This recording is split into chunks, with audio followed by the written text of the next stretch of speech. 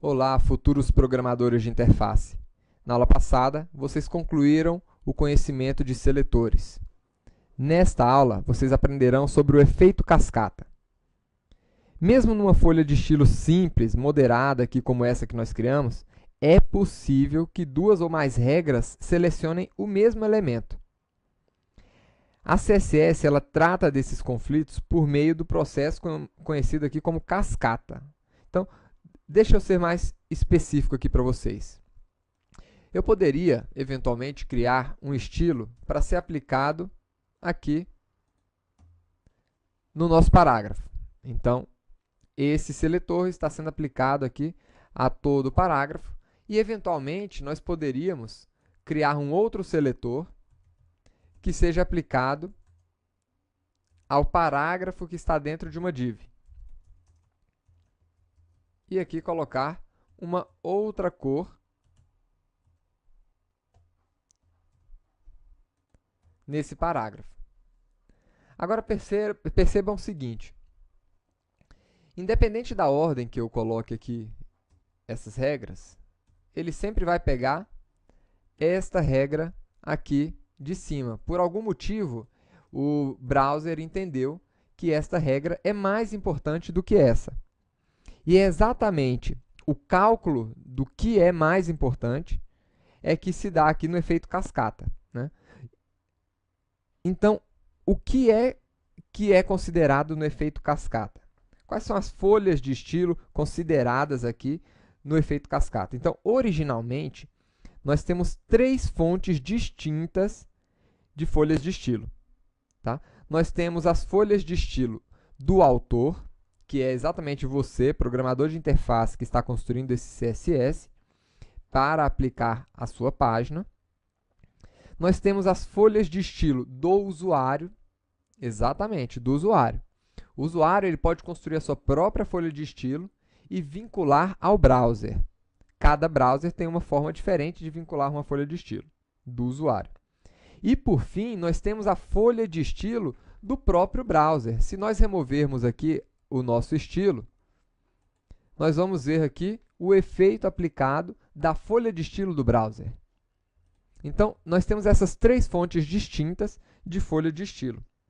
E como é que o efeito cascata organiza a ordem de aplicação dessas folhas de estilo?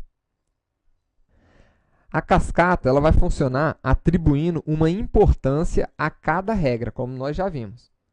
Então, as folhas de estilo aqui do autor, elas são consideradas as mais importantes, seguidas pelas folhas de estilo do usuário e depois pelas folhas de estilo padrão aí utilizada pelo navegador ou um outro leitor desse XHTML. Então, a ordem que ele utiliza é exatamente essa daqui. A menos importante é a folha de estilo do navegador. Depois, a segunda menos importante é a folha de estilo do usuário. A terceira folha de estilo a terceira folha de estilo mais importante é exatamente aqui a folha de estilo que você está construindo para o seu HTML, a folha de estilo do autor. E se dá nessa seguinte ordem. É mais importante um estilo inline, ou seja, que está sendo aplicado direto dentro de uma tag XHTML, do que, por exemplo, um estilo incorporado, que você está colocando lá na tag style do seu XHTML. E o menos importante aqui dessas folhas de estilo do autor são as folhas de estilo importadas, aquelas folhas de estilo como essa daqui, que nós criamos em um arquivo separado e importamos dentro do nosso arquivo XHTML. Tá? Por fim, as tags ou as regras CSS que tiverem com o atributo aqui important marcado, né, na sua declaração, vão ser consideradas mais importantes. Primeiro, aquelas escritas por você, autor, e segundo, aquelas regras marcadas como importante pelo usuário. Então, uma regra marcada como importante, ela tem precedência aqui sobre essas outras. Então, vamos dar um exemplo. Como é que eu marco, né, uma declaração como importante? Eu venho aqui, vocês estão vendo aqui, né, Vamos aplicar aqui de volta esse estilo. Vocês estão vendo que ele acabou aplicando essa regra ao invés dessa regra aqui de baixo. Mas vamos fazer o seguinte, eu vou marcar essa regra aqui, que para ele foi considerada menos importante, como important. Vamos ver o que acontece agora. Quando eu atualizar, ele passou a adotar esta regra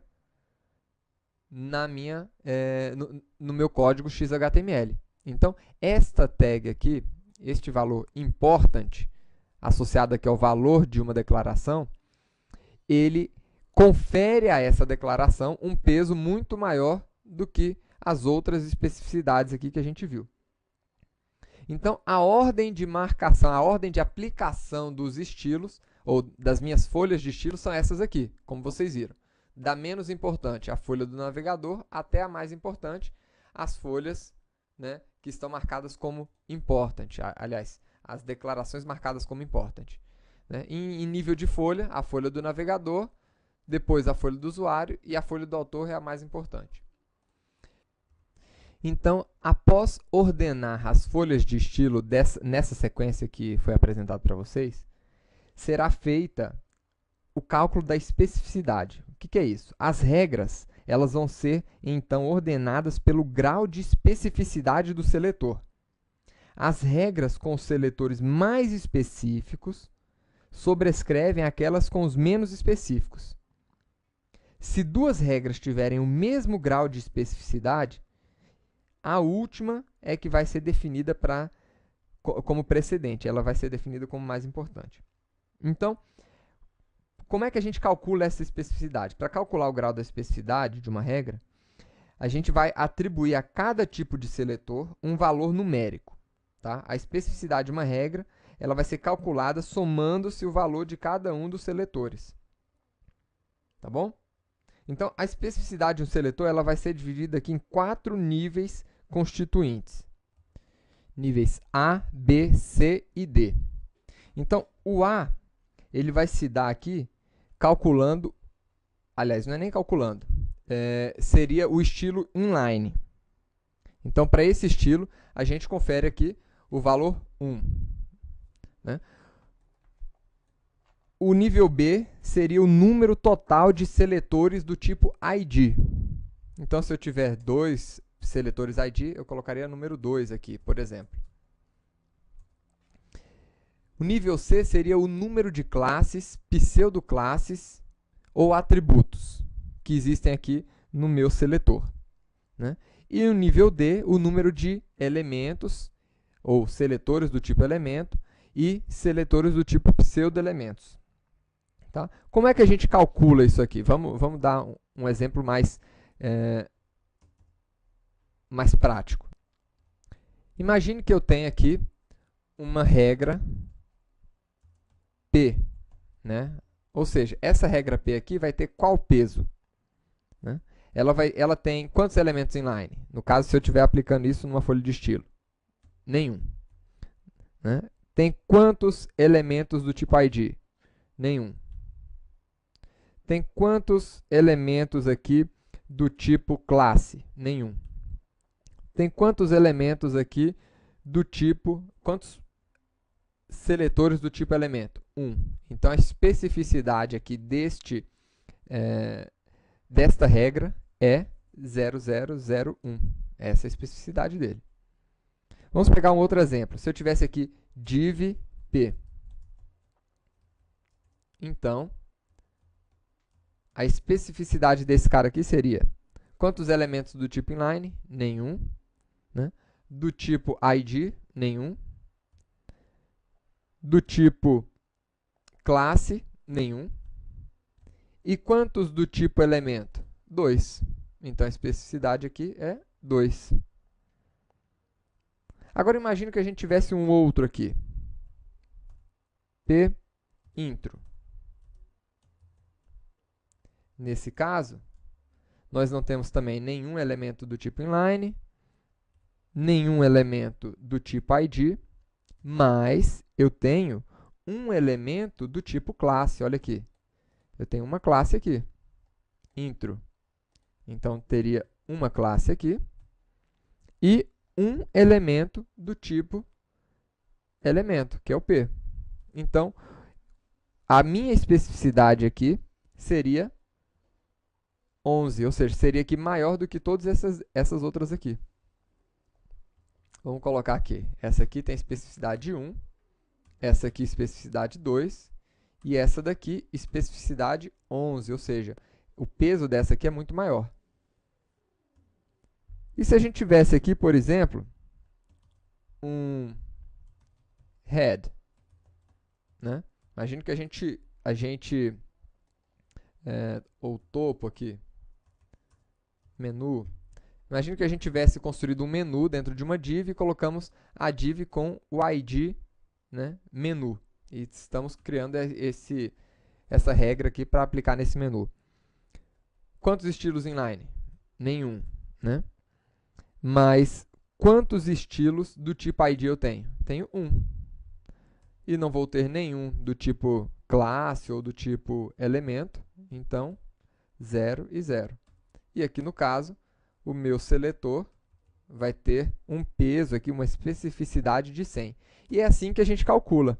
Se eu tivesse aqui, por exemplo, um estilo e aplicando o estilo ali diretamente, qual seria a especificidade de aplicação dessas regras aqui, né? Seria exatamente 1, porque é o estilo inline, e nenhum para os outros. Então, o nível desse daqui seria o nível, né, 1000. Então, é exatamente dessa forma que a gente calcula, né, a especificidade do seletor. Quanto maior a especificidade, né, mais certamente você terá aqui esse estilo aplicado. Agora, um último aspecto aqui a ser considerado com relação aqui ao efeito cascata. Aliás, o efeito cascata é isso, pessoal. Mas tem um outro ponto que eu gostaria de explicar nessa aula, que é o efeito da herança. O que é herança? Né? Várias pessoas confundem aí a herança com cascata. Numa primeira vista, assim, elas duas até parecem ser a mesma coisa, parecem se relacionar. Mas, felizmente, a herança é muito mais simples da gente entender. Tá? Certas propriedades aqui, como cor ou tamanho de fonte, elas são herdadas pelos descendentes dos elementos aos quais esses estilos são aplicados. O que é, então, herança? Eu poderia fazer o seguinte, poderia colocar aqui que body, ou p, h1, que o elemento p, o elemento h1, o elemento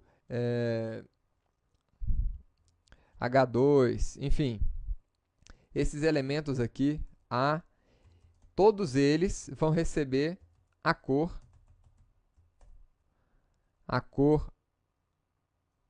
preta, né? Então, tá aí. Todos esses elementos recebem a cor preta. Isso que é herança.